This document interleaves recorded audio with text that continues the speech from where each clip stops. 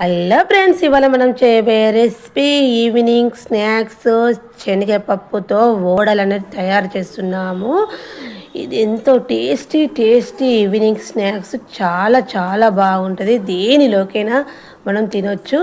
దీనికి కావాల్సింది ఒక కప్పు శనగపప్పును ఒక 2 అవర్స్ మొదలు నానబెట్టుకోవాలి. నానబెట్టుకున్న తర్వాత ఈ విధంగా అవుతుంది.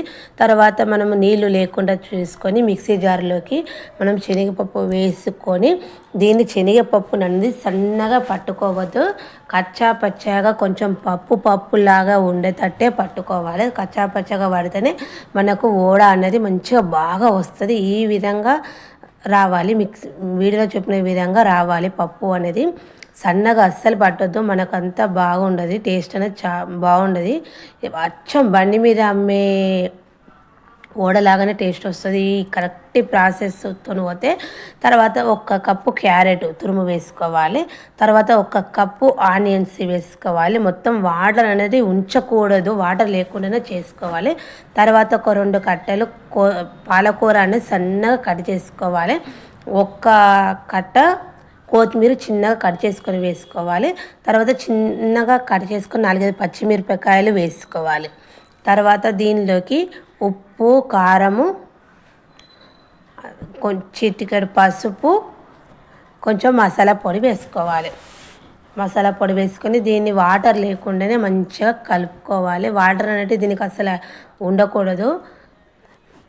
ఇవన్నీ వేసుకున్న తర్వాత ఒక 1/2 స్పూన్ అల్లం వెల్లిపాయ పేస్ట్ వేసుకొని అన్ని ఈ మసాలాలు కారం, ఉప్పు, కారము, పసుపు, అల్లం వెల్లిపాయ పేస్టు వేసుకొని ఒకసారి మొత్తం బాగా చేతిని కలుపుకోవాలి. ఈ విధంగా మంచిగా కలుపుకోవాలి. మంచిగా పప్పుకు ఈ పాలకూర, కొత్తిమీర, క్యారెట్, ఆనియన్స్ పట్టేటట్టు మంచిగా ఇట్లా బాగా కలుపుకోవాలి.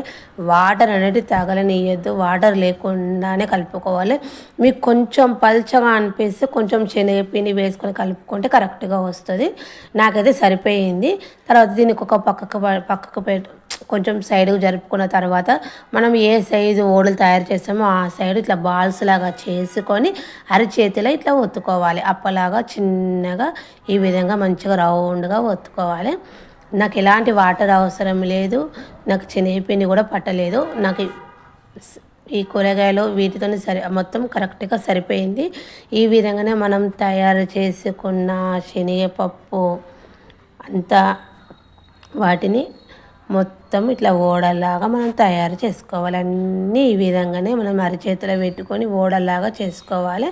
వీడియోలో చూపిన విధంగా చేసుకోవాలి. టేస్ట్ అయితే చాలా చాలా బాగా వస్తుంది.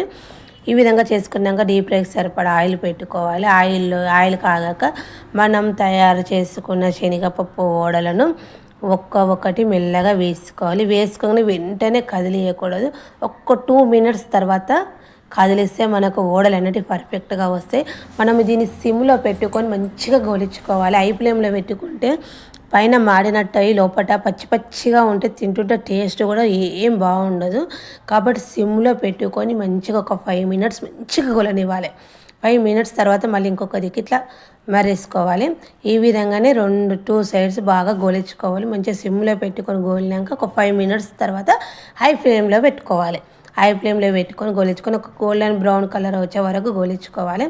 ఈ విధంగా మంచిగా బాగా గోలాలి. మంచిగా పాలకూర, మనకు ఆనియన్స్, కొత్తిమీర, పచ్చిమిర్చి, క్యారెట్ వేస్తున్నాము కదా.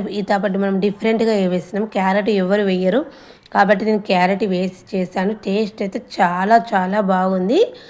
ఈ విధంగా మంచి గోల్డెన్ బ్రౌన్ కలర్ వచ్చినాక ప్లేట్లోకి తీసుకోవాలి. ఇది మనము పచ్చిమిర్చితో తింటే చాలా చాలా బాగుంటుంది. మనం పచ్చిమిర్చి ఈ ఓడతో కలుపుకొని తింటే చాలా బాగుంటుంది. మనం ఒక ఓడ తీసుకొని కడి చేసి చూస్తే ఎంత బాగుందో చూడండి. ఇట్లా మనం కడి చేస్తే మనకు లోపల మంచిగా గోలి ఎంత బాగా వచ్చిందో, చాలా బాగా వచ్చింది. చూడండి ఒకసారి ఎంత మంచిగా వచ్చింది. మన కూరగాయలు, పప్పులు అన్నీ బాగా కోలాయి. ఎంత బాగా వచ్చింది. ఎంతో టేస్టీ ఎమ్మి గల శనగపప్పు ఓడ అనేది రెడీ అయిపోయింది. మీరు ఒకసారి ట్రై చేసి చూడండి. ఈవినింగ్ స్నాక్స్ టిఫిన్లోకి దేనిలోకైనా తినొచ్చు. ఓకేనా? Bye friends.